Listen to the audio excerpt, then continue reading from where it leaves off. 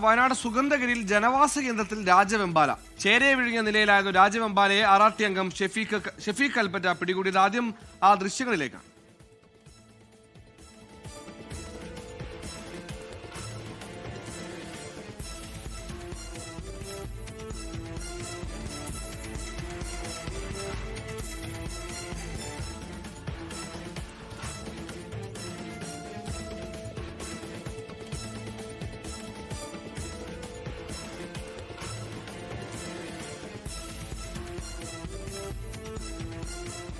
സുർജിത്ത് അയ്യപ്പത്ത് വയനാട് ചെയ്യുന്നു. സുർജിത്ത്, ആന, കരടി, പുലി, കടുവ ഇതിന്റെ ഒരു കുറവ് കൂടി ഉണ്ടായിരുന്നുള്ളൂ. എന്താണ് വിവരങ്ങൾ?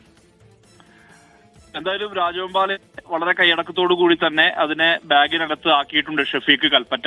ഇന്ന് രാത്രി 9 മണിയോടുകൂടിയാണ് സുഹൈൽ ഈ ഒരു സംഭവം ഉണ്ടായത്. അതായത് ഈ സുഗന്ധഗിരി എന്ന് പറയുന്നത് ഈ വനത്തിനകത്ത്, അതായത് തോട്ടമായിരുന്നു.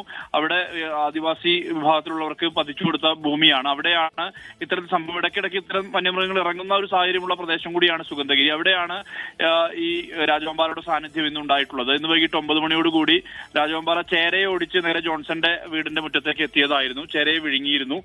ഉടൻ തന്നെ ഈ വനംവകുപ്പ് ഉദ്യോഗസ്ഥരെ വിവരം അറിയിക്കുകയായിരുന്നു ജോൺസൺ. ഇതേ തുടർന്നാണ് ഷെഫീഖ് കൽപ്പറ്റയും സംഘവും അവിടേക്ക് പുറപ്പെടുന്നത്. അവിടേക്ക് എത്തിയ ഉടൻ തന്നെ ഈ പാമ്പിനെ അതിനെ നേരെ എടുത്ത് അതിന് ബാഗിനകത്തേക്ക് ആക്കിയിട്ടുണ്ട്. സുരക്ഷിതമായ ഒരു കേന്ദ്രത്തിലേക്ക് തുറന്നുവിടും എന്നുള്ളതാണ് നമുക്ക് ലഭ്യമാവുന്ന വിവരം. അതായത് വനമേഖലയോട് ചേർന്നുള്ള പ്രദേശത്ത് എവിടെയെങ്കിലും തുറന്നുവിടുകയാണ് പതിവ്. ആ രീതിയാണ് ചെയ്യുന്നത്.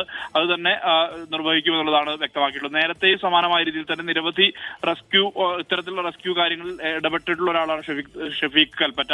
അദ്ദേഹത്തിന്റെ നേതൃത്വത്തിലുള്ള സംഘമാണ് ഈ രാജവെമ്പാലയെ പിടികൂടിയിരിക്കുന്നത്. അതിനെ നേരത്തെയും സമാനമായ രീതിയിൽ തന്നെ ഇത്തരത്തിൽ ഒരു സംഭവം സുഗന്ധഗിരിയിൽ തന്നെ ഉണ്ടായിട്ടുണ്ട്. ഇതിനിടയിലാണ് വീണ്ടും സുഗന്ധഗിരിയിൽ രാജവെമ്പാലയുടെ സാന്നിധ്യം ഉണ്ടായിരിക്കുന്നത്. അതിനെ സുരക്ഷിതമായി തന്നെ പിടികൂടാൻ വേണ്ടി കഴിഞ്ഞിട്ടുണ്ട്. സുർജിത്ത് അയ്യപ്പത്താണ് വിശദാംശങ്ങൾ നൽകിയത്.